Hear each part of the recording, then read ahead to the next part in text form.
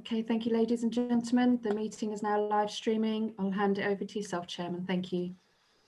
Thank you very much. And welcome everybody to the meeting of Breckland Council's Governance and Audit Committee that is to be held here by Zoom on Thursday, the 17th of December at 10 a.m. So you're all very welcome.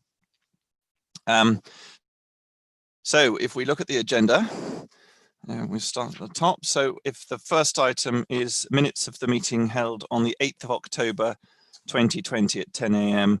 again by Zoom. So we have the minutes on pages 5, 6, 7, 8, 9, 10, 11, 12, 13, 14, 15, no, 15. Sorry, Chairman, John Plaskett would like to come in. John.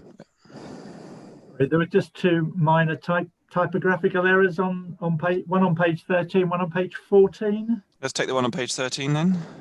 On paragraph 5, line 3, I think it says the line begins professional standards and that the word has been performed. I think that should be the work. I would agree that. Are members happy that we amend that? Great. And page 14, John? On page 14, on paragraph 1, 2, 3, the paragraph that begins in terms of a question. On line 3, I think there's just a repetition of the words for the twice. Oh, so yes. Yeah. I don't have any other comments on the minutes. I think fantastic. Well, thank you. So I'll just say fifth page 15 and page 16. Any other comments on the minutes of the meeting of the 8th of October?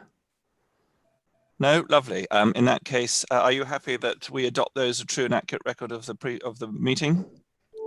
Please show. Yes. Anybody against? Lovely. So we've now adopted those minutes. So item 2 on our agenda is actions arising from the minutes, if any. Any actions arising that we need to consider? Robert, Councillor Kybird. Chairman, was there any feedback about the furlough status of the law firm dealing with the Section 106 agreements? I have had none. Are we holding any? Julie, is there been a response? Not that I know of, Chairman. Okay. Okay. Any others matters arising? Okay, so if we could then turn to item 3, which is apologies for absence. Have we had any apologies? Yes, Chairman, I have apologies from Councillor Gray. Councillor Gray, fantastic.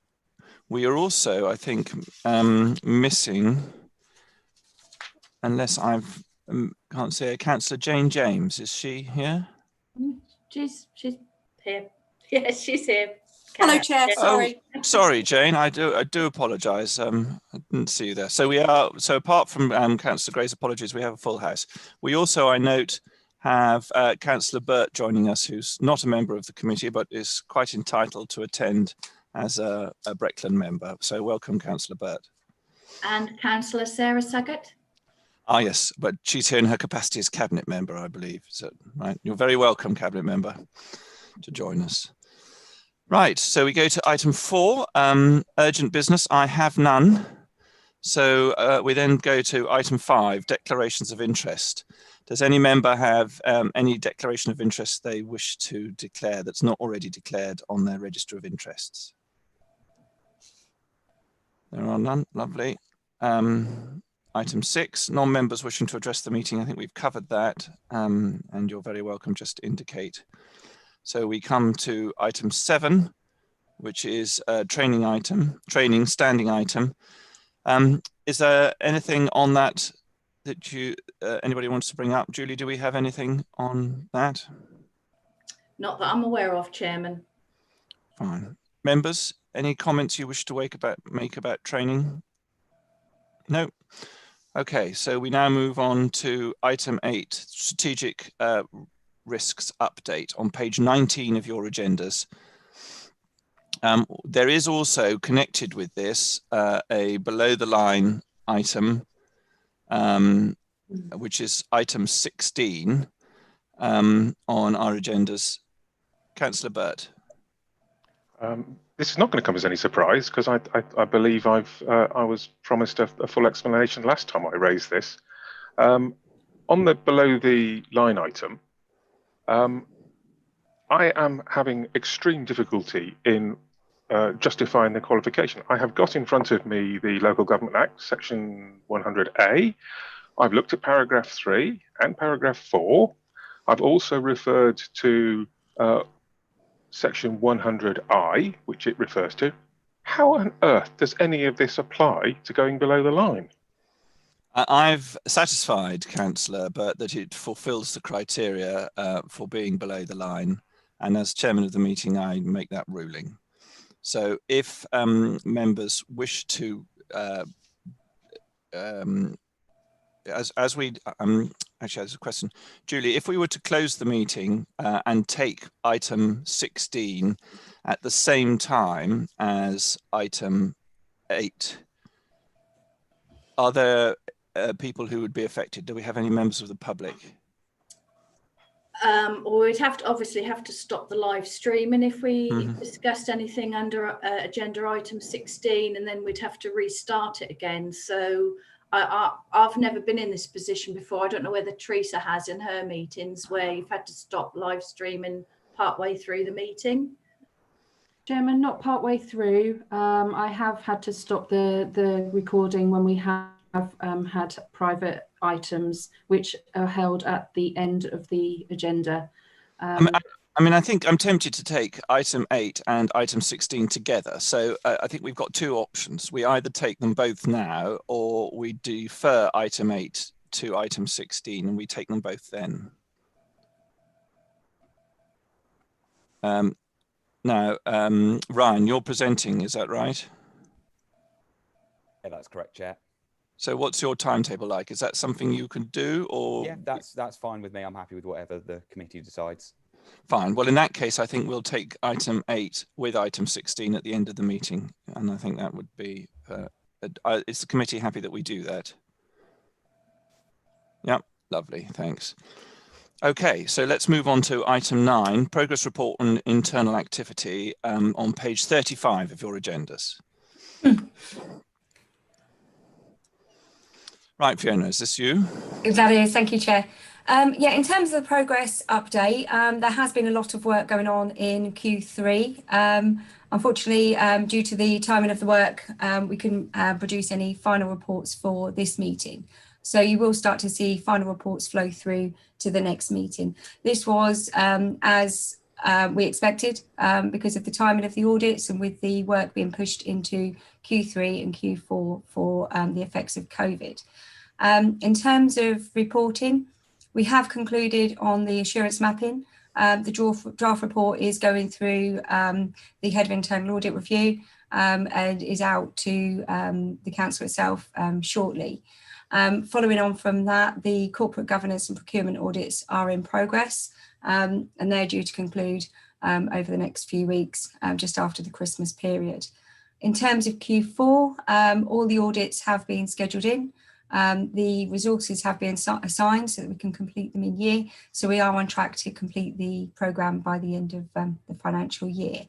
As you see with the programme at the moment, in terms of the percentage of the plan completed, this does look like that was anticipated because of the timing of the audits, but we do feel we're on track to complete them as required. Perhaps if there's any questions. Members, over to you. Any questions from members? No? Brilliant. I see no hands up, Chairman. Lovely. Okay, well, thank you very much for that. There isn't a resolution necessary, is there, for that item? So we'll note it and thank you very much. Thank you, Chair. Thank you. And we move on to item 10, annual report on the Treasury Management Service and actual prudential indicators 2019-20. And that's on page 42 of your agendas. Alison, are you leading on this? I am. Thank you, Chairman. Yes. So this is the first of 3 Treasury related reports today. This one reports on last year's performance and is a recommendation to full council partly. Usually we'd bring this to you in June, so it's a bit later than usual this year. So some of the information is a bit out of date, particularly Appendix A, but there's a later report with a better update further on this agenda. So in summary, we complied with all our requirements last year. We didn't breach any limits and we didn't undertake any borrowing. I just want to bring the attention to a couple of items. So on page 48, there is a table showing the capital spend, and it shows actual spend of 4.5 million against a budget of 6.4 million. And just to let you know that the reasons for that relate to mainly grant funded projects, which are continuing in the current year. So it was just a timing delay rather than any projects being stopped. And then on the following page, page 49, there is a table that shows our actual cash balances compared to our expected, which shows we had almost 24 million compared to estimates of 19. That's partly due to the below budget capital spend, but also due to differences in balances on debtors and creditors. So that was the main reason for that. Otherwise, it's fairly factual, and the fact that we haven't breached any limits and complied with everything is the main message. And so I'm happy to take any questions. Members, over to you. Any questions? Chairman, again, no questions. Lovely. Thank you very much. So we note that, and the next item is the Treasury Management Mid-Year Report 2021 on page 56 of your agendas. And that's Alison again. Sorry, Chairman, there was on that last report, the previous one was a recommendation to full council to approve the prudential indicators. So what page are we looking at here for that? Page 40. Page 40. Right. So let me just get that on the screen. Okay, yes, we have two recommendations. So first, to approve the actual 1920 prudential indicators within this report, and to note the Treasury Management Steward Report, Appendix B and Appendix C. What it doesn't say is to recommend to full council, but is that something that we'll need to add? It does, sorry, Chairman, it does say that just above, it says recommend to full council to approve the actual 2019-20 potential indicators within this report, and recommend to full council that the Treasury Management Stewardship Report for 2019-20 Appendix B and Appendix C be noted. That's not on the agenda I'm looking at.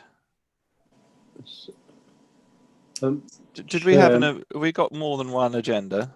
No, it's on page 40. I'm looking in the box on page 40. It says recommendation, bracket S, recommend to full council. Oh, it does.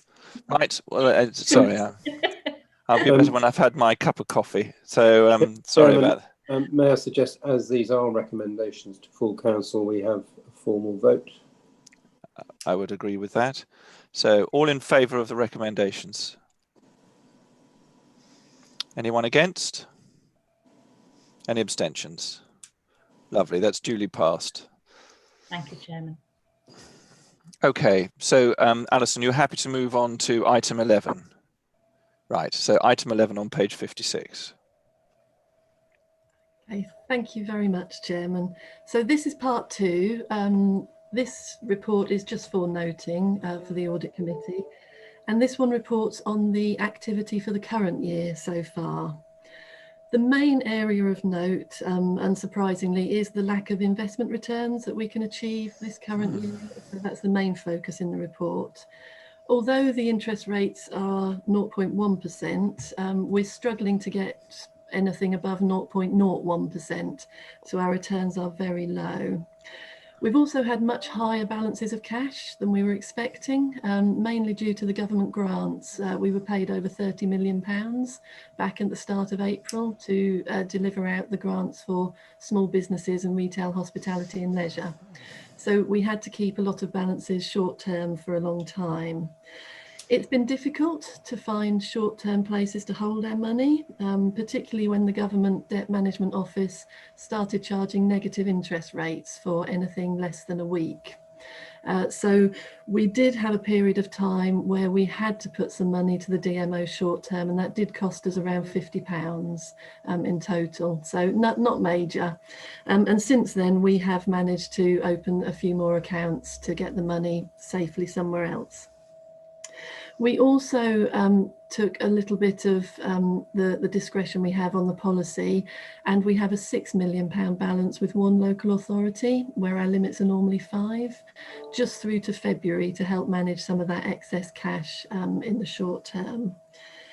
Appendix A is the commentary from our Treasury advisors, which is a more up-to-date one compared to the last report. So that's purely a cut and paste from them. And also during the year we did amend the capital programme, so we've moved a lot of the capital projects into the next financial year, mainly due to pressures on staff and resourcing from the COVID situation earlier in the year. We weren't able to deliver certain things, so they've been moved into next year as part of an approved budget. So those are the main headlines, and again, happy to take any questions. Robert.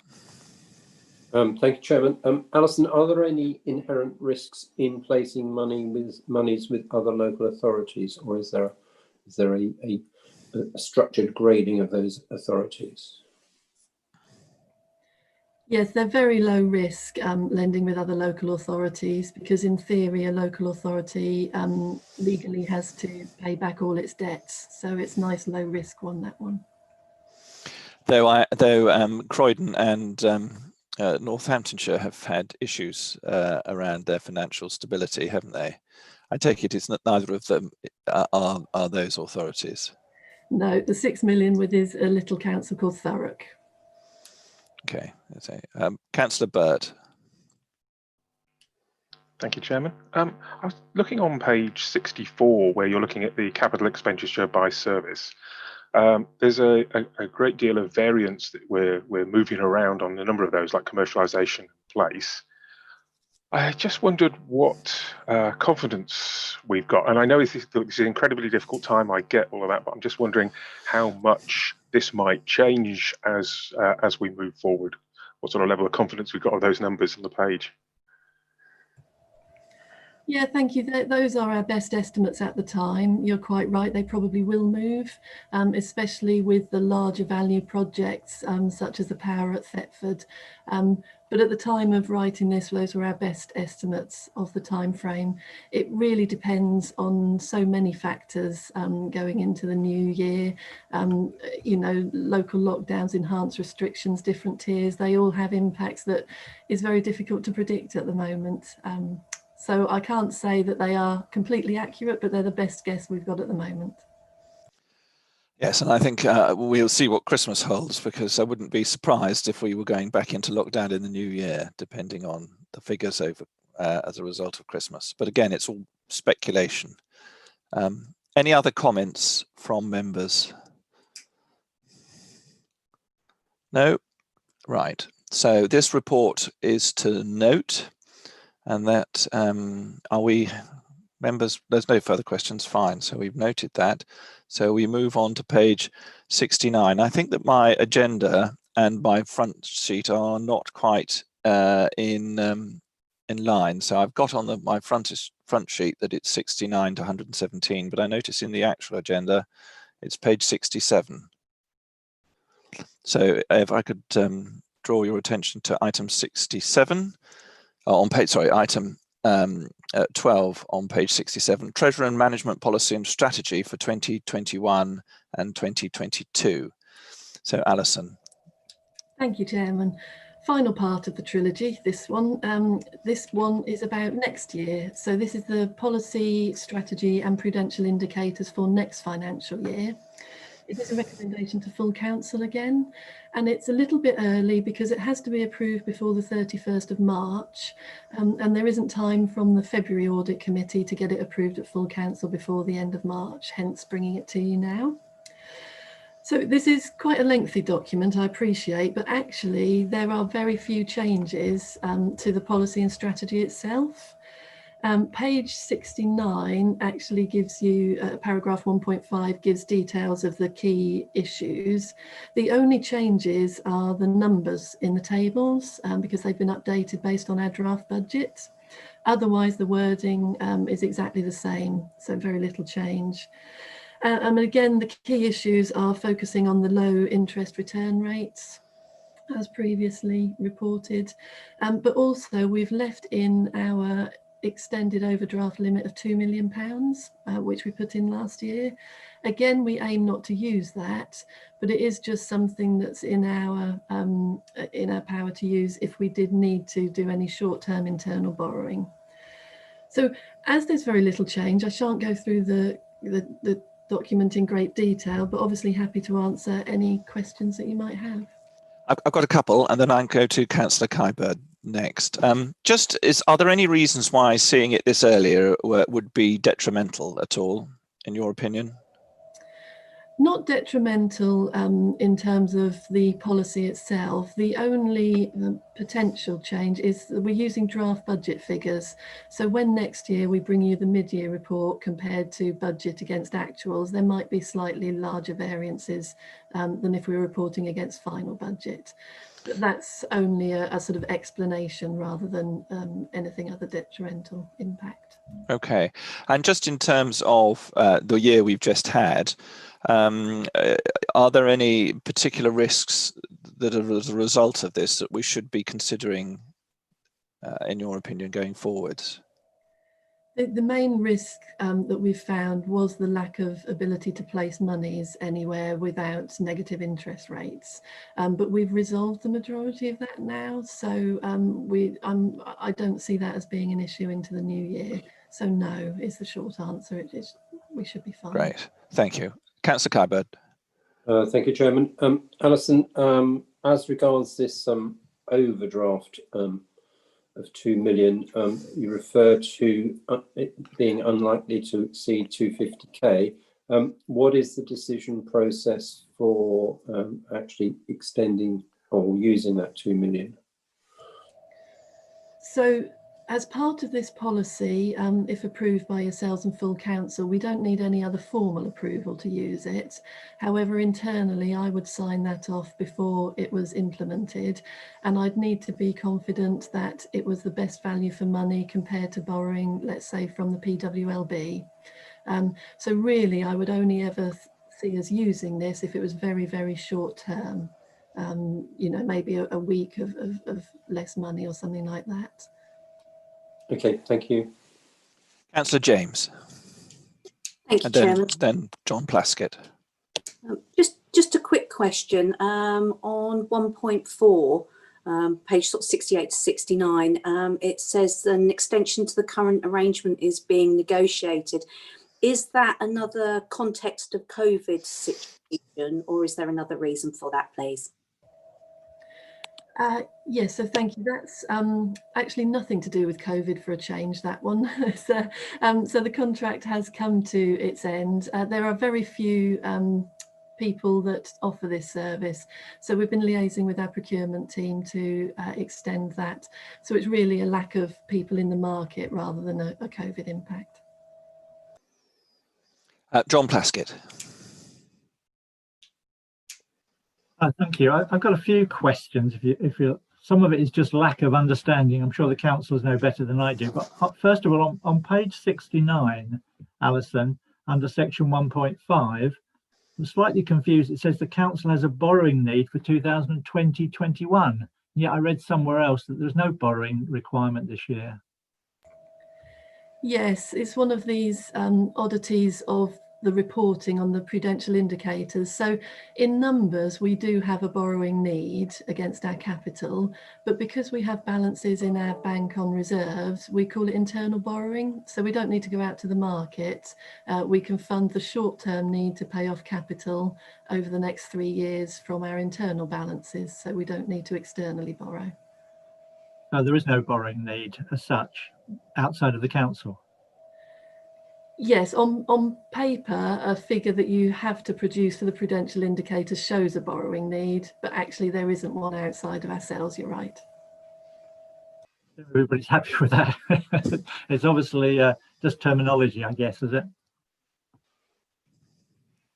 On page, can I just move on? There's just some things I didn't quite understand. And page 72, the table,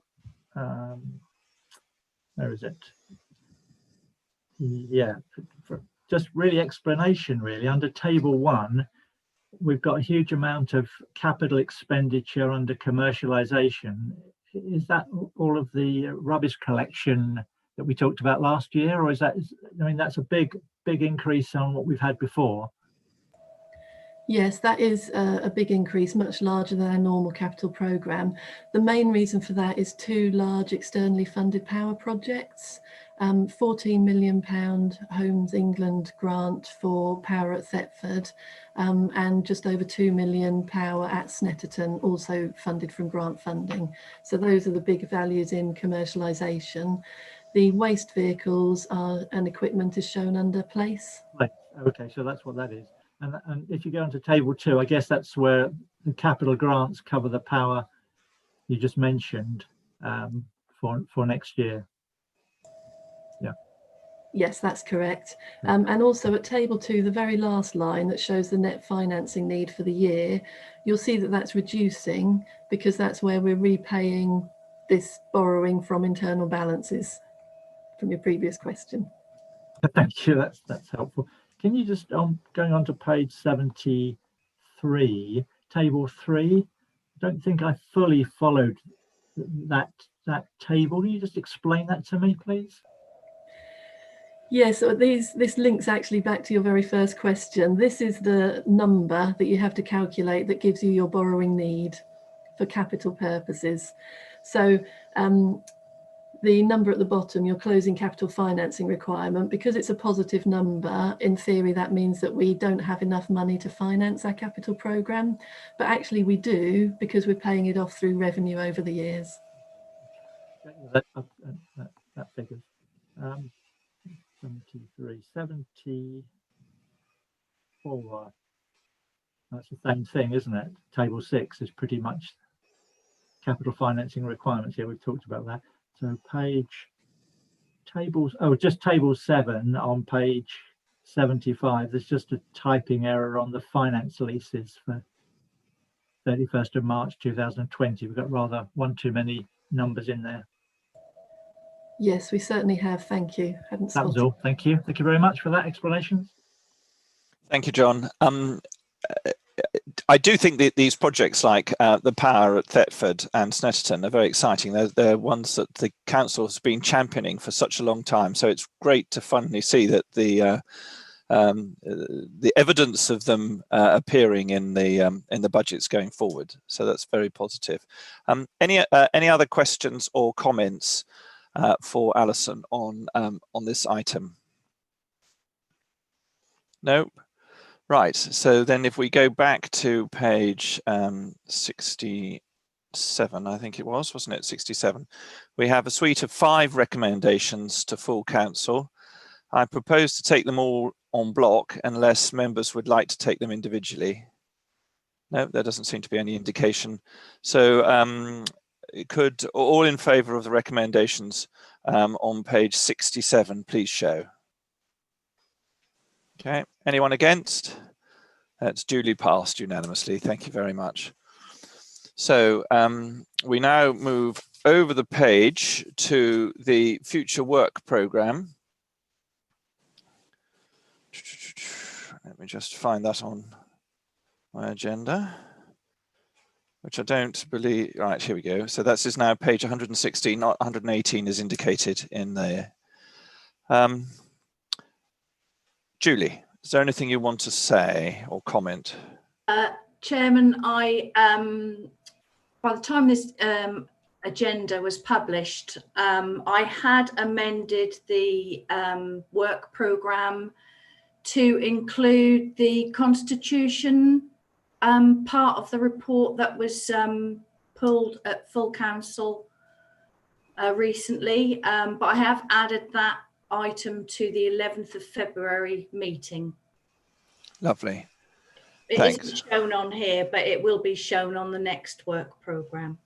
Great, and it's coming to us after it's been through overview and scrutiny, isn't it? That's correct. That's correct. Fine. Any comments, members, on the forward work programme? So we agree that with the amendment as outlined by Julie. We're happy to do that. Good. Everybody's nodding. So I'm going to take item 14, date of next meeting, and then we will go into, we'll take item 8 and item 16 together. So date of next meeting, Thursday, the 11th of February 2021, 10 o'clock. Everybody happy with that? What I'm going to do is I'm going to take the first part of item 8 in public, and then we will take item 16 afterwards. So if you could keep any comments relating to item 16 until we go into closed session. But in the meantime, let's go back to item 8, please. Let's just find that on my agenda.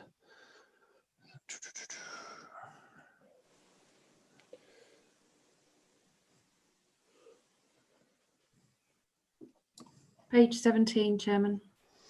Right. Okay. Thank you very much. So, Ryan, over to you. Wonderful. Thank you, Chairman. I think Councillor Suggett and Jason just had some comments they wanted to make on the report before I started. Well, you have the floor. Thank you, Ryan. Thank you, Chairman. Firstly, I'd just like to make my apologies to the committee for not ensuring the risk register has been available at your previous meetings. It was by no means intentional, but it was an oversight that we have worked through and can ensure that it will not happen again to the best of our abilities. Since the report has last been to the committee, the operational risks have been reviewed, updated, and there has been some risks added. Not surprisingly, the most notable risk is related to COVID, which is included to the response to the pandemic. We continue to actively manage and mitigate to ensure that we as the council has been able to continue to operate and deliver services throughout the pandemic. The risk will remain in place whilst the pandemic is ongoing.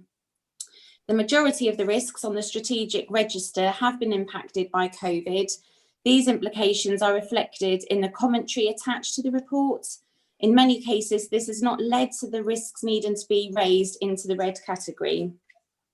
It should also be noted that the Chief Executive vacancy risk is dealt with under the operational staffing risks. Currently, the Chief Executive duties are being completed by our two very experienced executive directors as the council continues to operate through the pandemic in the interim place-based management structure. The council has also successfully recruited to the statutory role of Head of Paid Services. Executive briefings remain in place, as well as a formal meeting structure between executive members and executive officers. And I'll hand over to Jason, and if anyone's got any questions, obviously we're all here to answer. Thanks, Councillor Suggett. And before we hand over to Ryan, just 30 seconds for me just to apologise again. So the oversight certainly sits with myself. We're working to make sure that we plan bringing this report on the required basis, so you will have visibility and oversight and can feedback. So my apologies again, and over to Ryan. I'd just like to acknowledge your apologies. Thank you both, and especially the Cabinet member, for coming and saying that. It was a matter of concern for the committee, and I accept your apology. I quite understand what's the pressures under the council over the last few months, and I really do appreciate you both being here today. So thank you very much indeed for attending. Ryan, over to you. Lovely. Thank you very much, Chairman. I'm not going to go over all the risks in the report, just as everyone's already got a copy of them. I'm just going to pull out a couple to note. Notably, the 3 financial risks in the report, the medium-term financial plan, business rates retention and asset portfolio risks, we have raised the likelihood level of. This is in response to the wider economic situation, so it seemed like good practice to raise the likelihood on those risks. Equally, the cybersecurity risk, we've raised the likelihood of. Again, this is more reflective of the wider situation with local authorities around cybersecurity. Whilst there's nothing specific which has led to us raising that risk in terms of Breckland, it seemed appropriate to raise given the wider situation. I'm obviously happy to take any questions along with Sarah and Jason that the committee would have about this report. Thank you very much, Ryan. I've just drawn members' attention to there is a, below the matrix for the risks, there is a further explanations on the risks that's not attached. I've requested that because the boxes were getting very unwieldy. So if you're looking at one of the risks, if you then scroll down, you'll find more of the explanation, and I hope that will be something that members can then find easier to follow. So Councillor Kybird, let's start with you. Thank you, Chairman. The risk on the failure to deliver local plan and its delivery plan, I would suggest, is very much affected by the emerging government policy risk. Now that has gone up, but the local plan one has stayed the same. I would have thought they're a bit more interrelated than that. Thank you, Councillor. I completely understand what that perspective on it. The reason why the local plan has stayed and the emerging policy one has gone up is because my discussion with Simon Wood was that if there are issues with regards to the emerging policy around planning, there are still other options open to us around the delivery of the local plan. So it's not directly linked, but I'm happy to discuss that with him outside of this meeting, just to ensure that they're both in line. Thank you. Councillor Burt. Thank you. I wanted to look at the 2 which you've already mentioned, please. And that's the critical breach of ICT and the failure to maximise income from our investment portfolio. And these, the risk is exactly the same on both matrices. So, you know, medium likelihood, but quite a significant impact. But I'm wondering on the ICT security one, whether we are underestimating the consequences here. In fact, to me, this looks like a catastrophic lack of imagination as to how bad things can get if we have, as it says, a critical breach. I mean, if somebody gets root access to our systems, they can just run amok, harvest information about residents, they can change data, they could damage backups. I mean, I would have thought that this really easily fits within the critical impact area. You know, and you've only got to think about things like the consequence of WannaCry on the NHS, and that wasn't anybody trying to actually damage the NHS. All they were after was you know, that's just a ransom thing. And then look more recently at Travelex and their ransomware and the consequence that had on that company. I'm very surprised that we haven't actually put the impact in critical. So any thoughts? Thank you, Councillor. I think that's an entirely fair comment around obviously the impact of it. That's something I can certainly pick up with the head of IT outside of this. Against the matrix, I think that obviously we are putting it as a force, so we are taking it very serious and we do understand the impact. Equally, I do appreciate that in terms of a critical breach of IT, maybe we do need to discuss pushing that up to a 5, so I'm happy to take those comments on board. Councillor Burt, you had a second question. No, Chairman, I think I was mixing it all up together. Right, fantastic, thank you. I've got Councillor Clark and then John Plaskett. Yes, thank you very much, Chairman. Yes, I mean, I entirely agree with the the risks as set out. The question for Ryan is, obviously we meet periodically. Can I assume that if the risk level changes, just as we're doing with COVID, with tiers and so forth, that we have flexibility? Obviously, that's an operational issue for the cabinet and the council, particularly for officers. So if the risk escalates, obviously we're aware of things that have happened recently, like which is not with the council, but with, for example, with Flagship, with data breaches. And it is clear that, particularly in COVID, that a number of organisations, whether they're state-sponsored or not, are trying to get in under the radar. So my question is whether we have the flexibility to obviously review and change those risks. My background is in risk management, so I completely understand and very happy with obviously the impact and the likelihood.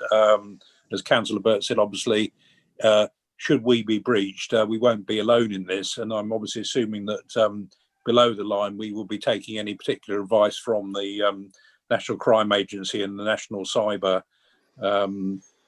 agencies that are operating, which will give us appropriate discreet advice. Thank you. Wonderful, thank you, Councillor.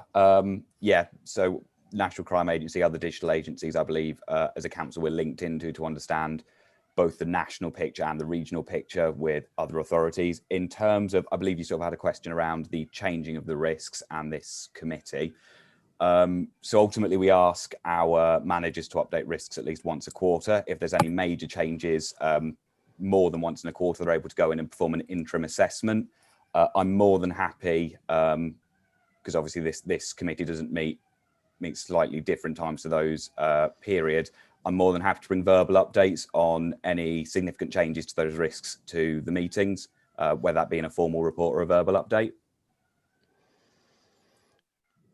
Thank you. I had John Plastic and then Jane James, please.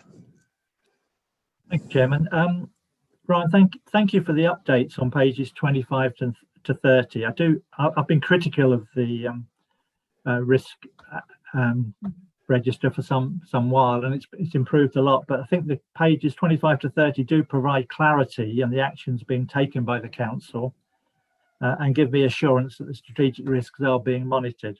I still have some minor irritations with your action dates, which suggest that they're not being looked at and we're not really setting a target as to when we're going to meet our expected target levels.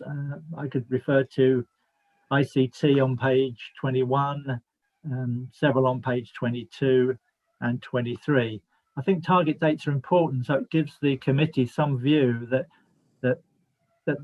there is an end sight in mind when we will reach our targets. I understand on COVID you can't do that, and I'm not too concerned about that. And just going back to Councillor Burt's point about ICT, it just reminds me that on cyber security we have a number of internal audit actions outstanding for more than a year in cyber security, so it does raise concerns as to whether we're giving quite the right level of commitment to that area. Thank you.